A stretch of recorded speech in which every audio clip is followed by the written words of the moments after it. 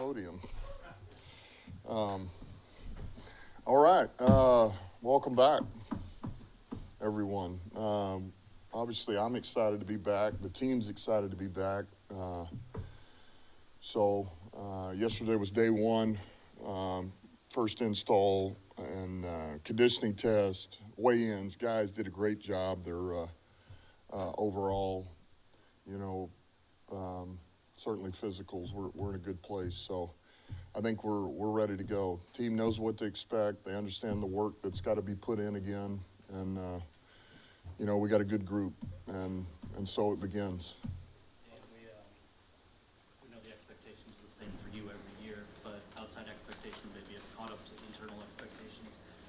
What do you do during this break that you just had, the 5-6 weeks to recharge personally to make sure you're fully ready to go into the season with the weight that's there? Yeah, I think more than anything, it's just getting away from here. Mentally get away from here. And I tried to stay away from the building as much as I could, but certainly I had stuff at home. It doesn't take me long. It really doesn't. I was ready before July 4th, so that's a good sign. But listen, I'm ready. The staff's ready. These players are ready. We've had plenty of time off. And really everything is I know for me to get to this point, you've already thought about it, you've already planned it out, but yet it's, what are the, just little things that we can do from a training aspect that push us, really put us in a compromising position to have to, react, to develop, to grow, to, how do we do some of those things? So I've got a couple ideas, but we're ready. I'm ready. With the, returning of the coordinators, the core pieces here, you've described it as kind of 401 versus 101. Just in football terms, to start camp, what does that mean, starting at 401, and how much of an advantage is that? Yeah, well, look, I think when you're talking about day one of camp, I mean, 2021, man, we were, the ball's on the ground. We're not getting the snap off right. We got guys jumping, and I'm talking about starter, core guys that we think are projected guys, and, we're not even on the same page. We're not even close to being on the same page, and the timing of the motion, all these things, man, the timing of the pressure on defense, alignment, assignment. And so to me, man, we should be so much far. It doesn't mean there's not going to be mistakes. But man, we should look so much crisper than that. I mean, not even close. We should pick up where we left off in the spring and OTAs is really how I see it. That's just an example of it. I mean, we should, you should feel like we're ready to go play right now. Now, is it good enough? No, it won't be good enough. That's why we have camp. But yet, man, it should, from the outside looking in, like, man, these guys go play right now. And that's what I expect. Dan, you're a big message guy. Do you have a message prepared for your team as this latest chapter starts? Look, I talked to them last night, and it was really like it's been. And that's, man, it's all about the work. We don't live off reputation, we live off of work. And that's what's gotten us where we're at. It's been a long, hard road to get to where we're at right now, and there's a price to be paid, and so we got to go pay it again. That's the message, and it'll always be the message. Before we headed out on break, I asked you about guys you expect to be ready for camp. You mentioned DJ probably wouldn't be ready, but you got a few on the PUP list or the NFI list. Just what can you say about the status of those guys, I guess comfort level that they'll be ready sooner than later? Yeah, we feel like everybody's really doing well. It's on schedule for where we picture them to be. To your point, we talked about Reeder. Reeder's on course, man. We're not in any hurry with him, but he's doing well. He's getting his strength back. The injury is healed. It's just a matter of getting him to that point where now we feel comfortable getting him out there competing around others. You'll see Davenport out there today. You'll see Branch out there today and walk through. So these guys are slowly going. I think Davenport's going to be a little quicker than Branch is. But they'll both be out there in some capacity, which is a good sign. So no setbacks. You know, we're moving right along. What would you like to see from your leaders? I'll come back to you. Lock in some of the foundational pieces, Bob St. Brown, and they saw. What would you like to see from them, you know, as far as this training camp? Would you like to see them take a step as far as leadership or anything? Yeah, look, this is their team. This is their team. We're in year 4 now. Those guys have all been here. Sewell as well, you know, Frank, Decker, Alex, Aleem. Like, here we go, man. And that's the other thing. You know, like, those guys aren't pups anymore, you know.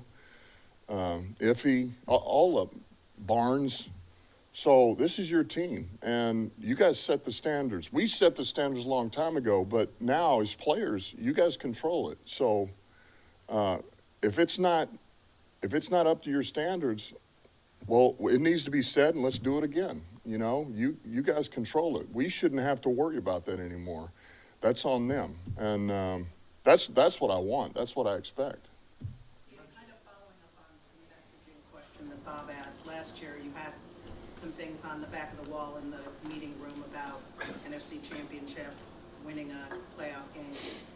Are those gone now, and has something replaced them? What do you point to?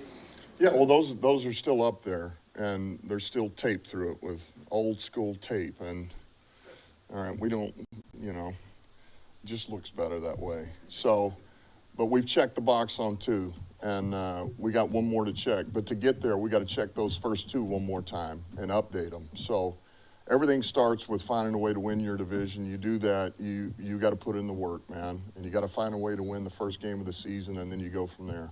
Again, what's the value of the success you had last year in terms of guys knowing how good they are or can be, and what it takes also to get that done? Well, I think anytime you lay out a plan and those guys, man, they trust you, they buy into that plan, they put the work in, you know, it validates what we've talked about. And so they understand, like, this is, for these guys that have been here and been nowhere else, and now we've had success, they understand that this is the road. Like, this is the path. And that's the value of it. They see it and they believe it, and so really, you know, your own worst enemy is yourself. It's not anybody else. It's really not the opponent. It's always going to be yourself. So we're always going to have to guard against, bring it up again, you know, the complacency, the entitlement, the reputation. Like, what is that? That's nothing. We got to go back to work. And to check all the boxes, how much did the offseason moves put you in a position to, you know, chase what you ultimately want here? Well, we feel, Brad and myself feel really good about it. I mean, or we wouldn't have made those moves. You know, I thought Brad did a hell of a job in the draft and free agency. But there again, we don't know. You know, we hope, and we feel pretty good, or we wouldn't have made those moves. But we'll find out. We'll find out pretty quick here within, you know, call it 20 days, 25 days, as to, you know, do some of these guys still have it? Do they mesh with the other guys? Are they still productive players? Are they willing to do it the way we do it? So yeah, we feel really good, but you know, we'll see. We'll see. In that vein, what day do the pads come on, and what do you need to see in the, I guess, the ramp-up acclimation period? What do you need to accomplish before you get those up? Yeah, so obviously 4 days of acclimation is what they call it here, starting today, and then mandatory day off, and then we will go full pads when they come back after the day off, which I believe is Monday.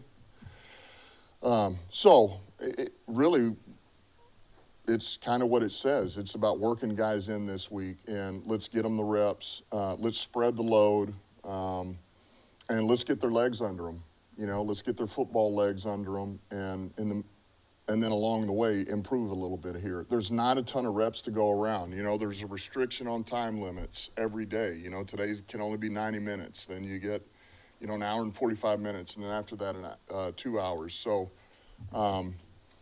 you know, so we're well within the rules, but it's really it. It's getting their football legs under them. Dan, a couple of years ago, we got the hot finish. What are you doing over there? Standing in the moment. Oh, I got you. Exile.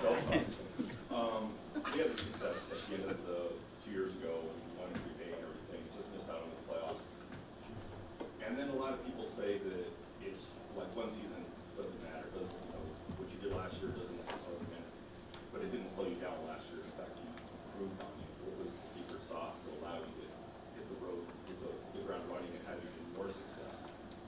Well, you know, look, it was another chance for us all to be together. I bring back up that core group that we've had here for a number of years, really going on 4 years. At that point, it was 3 last year. That's one. You know, that continuity. But to me, it's also, I mean, it really is. We add, right? We add to, you know, we have another draft. We add a couple of players here that we feel like are going to mesh with us. But then I just believe it's about, man, if you start patting yourself on the back and you don't believe that everything that it took to get there, it's going to take that again and then some, then you're just going to be stuck. You'll just be average. You'll be back to a 9-8 season or 8-9 season. And so I think and that's not an easy thing to do, but I think there's got to be this mindset that we had going into last year, that, man, we're going to be better than we were last year. We found a way to get it done. You know, we found that recipe. We know what it's going to take. We understand how to play with each other. And so I think you never lose that. You know, that was that stretch we found, that 10 games. You know, our guys understood, they bought into it, and we played the game a certain way, and that carried over. And I believe what we did last year can carry over into this season. I do, as long as we go to work, man. And nobody's going to decide. Listen, here's one of the best things that ever happened to me is I was part of a team that, man, we did something really special. We came up a little short, and the next year we had the exact same team. The exact same team. I mean, we made it a point, man, I just remember there was a couple of things, you know, hey guys, we're not going to go pads today. Everybody's, yeah, all right, you know, those things. Oh, this is great. Hey guys, get out of here a little bit early. Hey, go. And pretty soon, you know, by the end of it, you just lost your identity. And everything that had made you what you are, you went away from it. Because you know what, we'll be okay. We got the same guys, you know. And that was a lesson learned for me, because we were average. We went 7-9 the next year after going in 12-4, and I will never forget that, ever. So we are not going to lose our identity. That is the most important thing to me, and I won't sacrifice it for anyone or anything. I told the team that, and they know that. Dan, I'm just wondering, how are you a better head coach today than you were 6 months ago? More experienced, and then I just bring this up. I've got more experience, but so does the staff under me. They've got more experience, and they've got more experience being around me and myself being around them. So that makes me better, right? Your staff makes you a lot better, and they're the reason that I'm even in this position, and we're having success. So we make each of us, you know, we make each other better. I'll use the term complacency, team sliding back. How important is new blood? You know, just bringing in some fresh faces, whether it's vets or rookies that can I guess reinvigorate and keep that energy going forward. It's important. Yeah, it's important. You know, you get these guys that are jockeying for a chance to get a starting position or playing time, and man, they are young, fresh, and hungry. Absolutely, it's important. You know. And look, there is no substitute for competition. I mean, it's the ultimate motivator is the competition. Did you say what year you were talking about? Nope. You'll do your research. It was 2 years. It may not have been as a coach. No, 2000. All right.